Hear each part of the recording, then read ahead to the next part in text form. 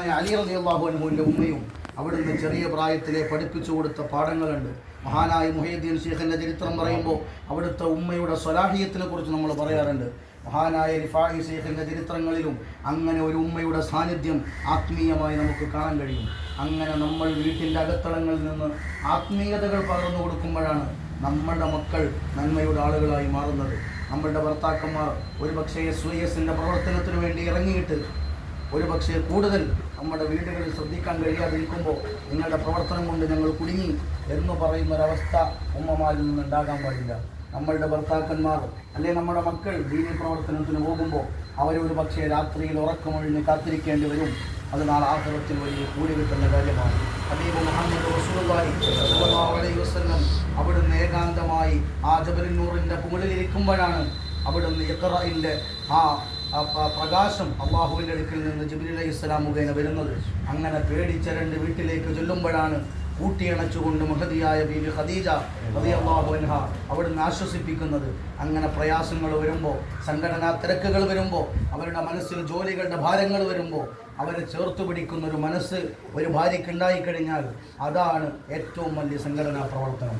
എൻ്റെ പ്രിയപ്പെട്ട വാപ്പമാരെ, നിങ്ങൾക്കുമുണ്ട് ഉത്തരവാദിത്തങ്ങൾ. നിങ്ങളുടെ മക്കൾ തെറ്റായ വഴിയിലൂടെ സഞ്ചരിക്കുമ്പോൾ അവനെ ഉപദേശിച്ചിട്ടൊന്നും കാര്യമില്ല എന്ന് പറയരുത്.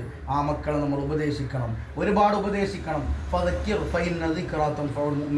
അവരുടെ ഖൽബിൻ്റെ അകത്തളങ്ങളിൽ വാപ്പ നിങ്ങളോടൊരു ആത്മീയമായ ഒരു ടച്ച് ആ മക്കൾക്ക് ഉണ്ടായിക്കൊടുത്താൽ, പള്ളിയോടൊരു ബന്ധമുണ്ടായിക്കൊടുത്താൽ, മദ്രസയിൽ പോകണം, ഉസ്താദുമാരുമായൊരു കണക്റ്റ് വേണം, അങ്ങനെ ദീനി പ്രവർത്തനം വേണം എന്ന് മക്കളോട് നിങ്ങൾ പറഞ്ഞു കൊടുത്താൽ ഉപദേശങ്ങൾ ഒരുപാട് വരുമ്പോൾ അവർക്ക് ഓട്ടോമാറ്റിക്കായി മാറ്റങ്ങൾ വരുമെന്ന് പരിശുദ്ധമായ ഖുർആൻ.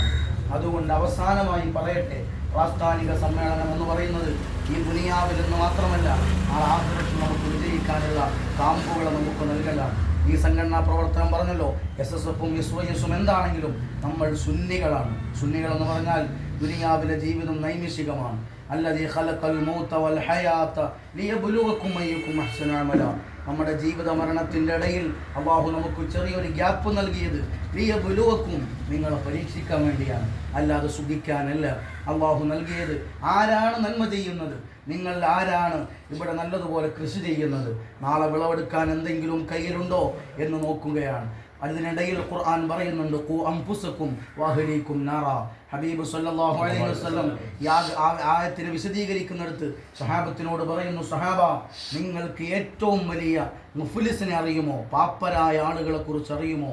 സഹാബത്ത് പല ഉത്തരങ്ങളും പറഞ്ഞു. ഒരുപാട് പൈസ ഉണ്ടായി, അവസാനം എല്ലാം കൂടെ പൊട്ടിപ്പോയി, അങ്ങനത്തെ മനുഷ്യൻ. അങ്ങനെ പല ഉത്തരങ്ങളും പറഞ്ഞു. ഒരുപാട് നിസ്കരിച്ചു, നിസ്കാരമൊന്നും അല്ലാഹു സ്വീകരിച്ചില്ല, അങ്ങനത്തെ ആൾ. അവസാനം റസൂലുള്ളാഹി സ്വല്ലല്ലാഹു അലൈഹി വസല്ലം പറഞ്ഞു, നാളെ ഒരു ഉമ്മയും വാപ്പയും അവർ ഖബറിൽ നല്ലതുപോലെ സുഖമായി കിടന്നു. അവർ നാളെ മീസാൻ എന്ന തുലാസിൽ നന്മയും തിന്മയും തൂക്കിയപ്പോൾ അവർക്ക് നന്മയുടെ ത്രാസിലാണ് ഭാരം കൂങ്ങിയത്. അവർക്ക് കിതാബ് വലങ്കയിൽ തന്നെയാണ് കിട്ടിയത്. അവർ അർശിൻ്റെ തണല് കിട്ടി. അവസാനം ഫരീഖും ഫിൽ ജന്നത്തി ഫരീഖും ഫിസ് സഈർ, സ്വർഗത്തിലാണോ നരകത്തിലാണോ എന്നിങ്ങനെ വേർതിരിക്കുമ്പോൾ സ്വർഗത്തിൻ്റെ ലിസ്റ്റിൽ തന്നെയാണ്. അവരങ്ങനെ സിറാത്ത് എന്ന പാലത്തിൽ സ്വർഗത്തിലേക്ക് പോകാൻ നിൽക്കുമ്പോഴാണ് ബാക്കിൽ നിന്നൊരു വിളി, അല്ലാഹുവേ, ഇതെൻ്റെ ഉമ്മയും വാപ്പയുമാണ്, അവരെ സ്വർഗത്തിൽ പോകാൻ നീ വിടാൻ പാടില്ല. ബാക്കിൽ നിന്ന് മക്കൾ വിളിക്കുകയാണ്. ആ മക്കൾ ഫരീഖും ഫിസ് സഈർ, നരകത്തിൻ്റെ ആളുകളാണ്. ആ മക്കൾ പറയുന്നു, ഓ അല്ലാഹുവേ, ഈ ഉമ്മ രാവിലെ എന്നെ സുബഹി നിസ്കരിക്കാൻ വിളിച്ചിട്ടില്ല. ആ ഉമ്മ ഞാൻ തെറ്റായ ചിന്തയിലേക്ക് പോകുമ്പോൾ, തെറ്റായ കൂട്ടുകെട്ടിലേക്ക് പോകുമ്പോൾ എൻ്റെ ഉമ്മ അതിനെ തടഞ്ഞിട്ടില്ല, എൻ്റെ വാപ്പ അതിനെ തടഞ്ഞിട്ടില്ല. എൻ്റെ മുന്നിൽ പ്രായമുള്ള ഉപ്പമാരുണ്ടല്ലോ, അല്ലാഹു തആല എല്ലാവർക്കും ആഫിയത്ത് നൽകുമാറാകട്ടെ. പ്രിയപ്പെട്ടവരെ, നിങ്ങൾക്ക് ഉത്തരവാദിത്തമുണ്ട്. നമ്മുടെ നാട്ടിൽ ലഹരി ഉപയോഗിച്ചുകൊണ്ട്, പുകവലി ഉപയോഗിച്ചുകൊണ്ട്, അതുപോലെ കള്ളു കുടിച്ചുകൊണ്ട് നടക്കുന്ന മക്കളെ കാണുമ്പോൾ അവനൊന്നും നന്നാവത്തില്ല എന്ന് പറഞ്ഞ് അവോയ്ഡ് ചെയ്യുന്നതിന് പകരം അവരെ വിളിച്ചിരുത്തി രഹസ്യമായി അവരുടെ അഭിമാനത്തിന് പ്രശ്നം വരാതെ ഉപദേശിക്കണം. മോനെ, ഇത് കുടിച്ചാൽ പ്രശ്നമാണ് എന്ന് പറഞ്ഞ് അവരെ ഉപദേശിച്ച്, അങ്ങനെ അവരെ ഉപദേശിച്ച് നന്മയുടെ പാതയിൽ കൊണ്ടുവരണം. ഒരു പ്രബോധകൻ്റെ, ഒരു ദാഴിയുടെ ഏറ്റവും വലിയ ഉത്തരവാദിത്തം എന്താണ്? നമ്മൾ ഉപദേശിച്ചു കൊടുക്കുക. ഒരു ഉസ്താദിൻ്റെ ഏറ്റവും വലിയ കാര്യം എന്താണ്? ആ നാട്ടിലുള്ള ആളുകളെ മുഴുവനും തെറ്റായ വഴിയിൽ നടക്കുകയാണെങ്കിൽ അവരെ ഉപദേശിക്കണം. അല്ലെങ്കിൽ നാളെ ആഖിറത്തിൽ അല്ലാഹു സുബ്ഹാനഹു വ തആല ചോദിക്കും, ഓരോ സെക്കൻഡും നമ്മളെക്കുറിച്ച് ചോദിക്കും. നമ്മളിപ്പോൾ നിൽക്കുന്ന മാസം ഏതാണ്? മഹാനായ ശൈഖ് റിഫാഈ റളിയല്ലാഹു അൻഹുവിൻ്റെതാണ്. ഞാൻ പറഞ്ഞു വന്ന് മറ്റേത് പൂർത്തിയാക്കാം. അങ്ങനെ ആ സ്വർഗത്തിലേക്ക് പോകാൻ നിൽക്കുന്ന മാതാപിതാക്കളെ അല്ലാഹു തആല അവിടുന്ന് പിടിച്ചു നിർത്തുകയാണ്. ആ മക്കൾ, സ്വന്തം മക്കൾ പറയും, ഇവരെ സ്വർഗത്തിൽ വിടാൻ പാടില്ല. കാരണം അവർ നിസ്കരിക്കുമ്പോഴും അവർ ഖുർആൻ ഓതുമ്പോഴും അവരെ പള്ളിയിൽ പോയി ഇഅ്തികാഫിരിക്കുമ്പോഴും എൻ്റെ കാര്യത്തെക്കുറിച്ച് അവർ ആലോചിച്ചില്ല. എന്നെ മദ്രസയിൽ വിട്ട് ഉസ്താദിൻ്റെ അടുക്കൽ വിട്ടിട്ട് ഉമ്മയെ ബഹുമാനിക്കണം, വാപ്പയെ ആദരിക്കണം, നിസ്കാരം 5 വഖത്ത് ഒഴിവാക്കാൻ പാടില്ല.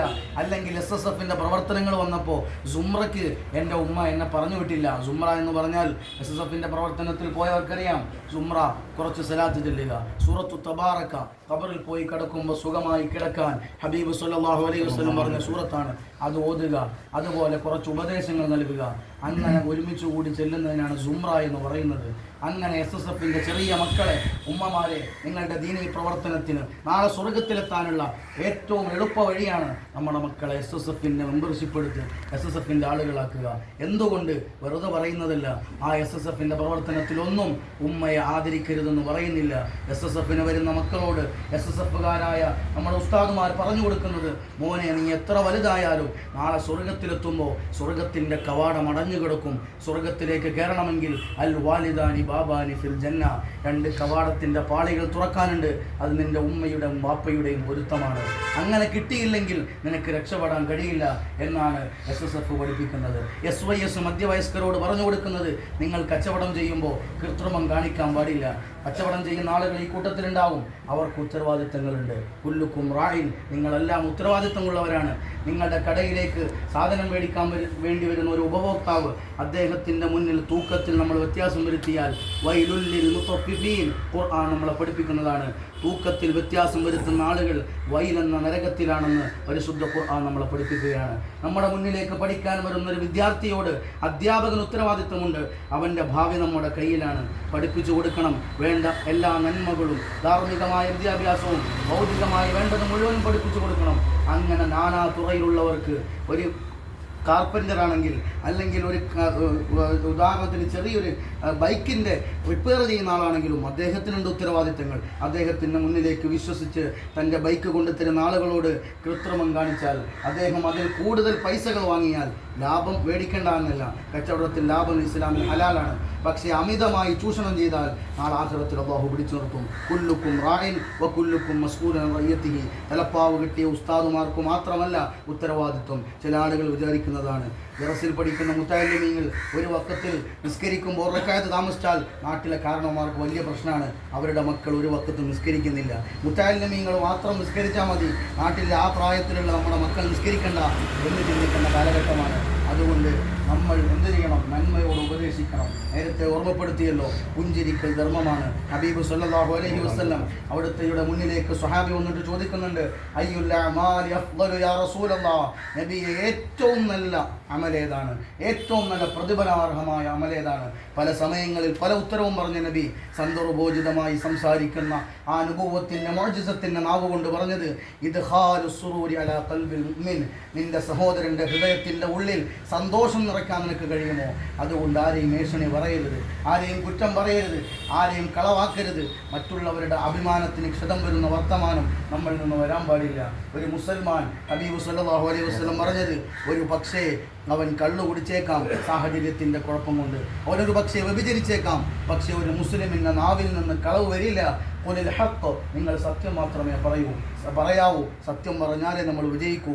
സുൽത്താനുൽ ഔലിയ, മഹാനായ ഖുതുബുൽ അഖ്താബ് ഗൗസുൽ ആദം ഖദ്ദസല്ലാഹു സിർറഹുൽ അസീസ് അവിടുത്തെയോട് ചോദിക്കുന്നുണ്ട്. ബഹുജത്തുൽ അസ്റാർ എന്ന ഗ്രന്ഥത്തിൽ കാണാം, നൂറുദ്ദീൻ ശതനൂഫി റളിയല്ലാഹു അൻഹു രേഖപ്പെടുത്തുന്നു, നിങ്ങൾ ഇത്ര വലിയ ഔലിയാക്കളുടെ നേതാവാകാനുള്ള കാരണം എന്താണ്?